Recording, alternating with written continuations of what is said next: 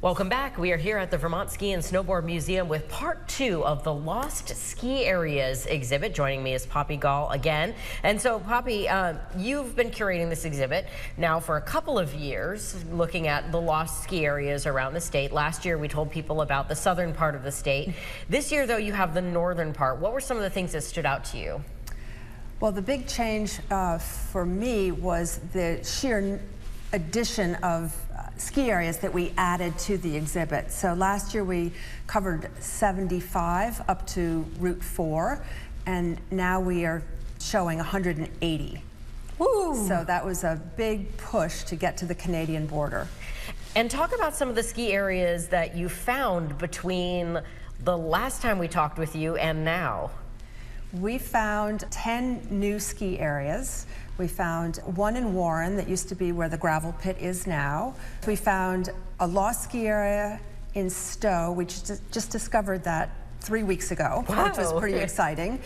And 2 lost ski areas in Barrie, which was really great. I had some help from some historians in Barrie who helped me figure that out, which was fantastic. So I had a lot of sleuths on the ground helping me this year and passing me information. And these are some of the ski areas that, like, are they like, you know, big ski areas, or are we talking like someone has a rope tow in a hill? There are an awful lot of rope tows in a hill, or pomas in a hill, or T-bars in a hill, but there's a lot of rope tows. And a lot of them were community tows, where they were run by the PTA or the Rotary Club, or the kids raised money to get the rope tow going. Some of the tows didn't even accept money. They didn't have lift tickets, they didn't have trail maps, but it was all for getting people out skiing. And you were telling me about one that was supposed to be right on the border with Canada. Yes, we just discovered that one this year too. It was an area right in Newport, and the plan was to get on the lift in Newport and get off the lift in Canada, and it would straddle both sides. There'd be a lift coming from Canada to the top as well, and you could ski both sides. So for whatever reason, that got scrapped before it was even developed. But I think it'd be quite a problem today.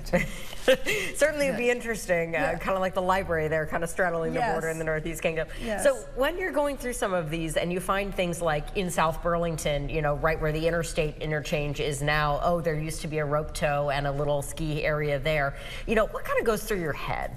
It just shows what a simpler time it was in the 40s, 50s, 30s, that you could actually have a rope tow, and people didn't travel very far for their skiing. They didn't have to get on an interstate and drive 4 hours. They could just go down the road and go skiing. And so it's a simpler time, and it's understandable why things changed. You know, people got to be better skiers.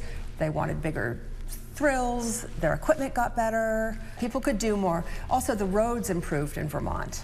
So starting in the 30s and 40s, the roads were mostly gravel, and there was no interstate system. So people came by train.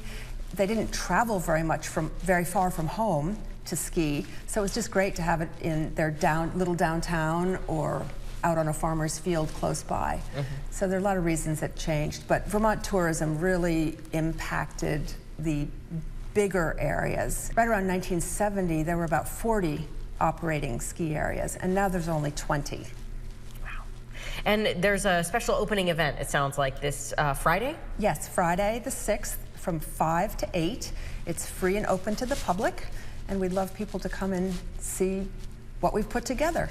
Perfect, and we will have that information on our website with this story as well. Poppy, love seeing the exhibit here, love learning about the lost ski areas, and I think other people will too. Thank you. Thanks, Kat.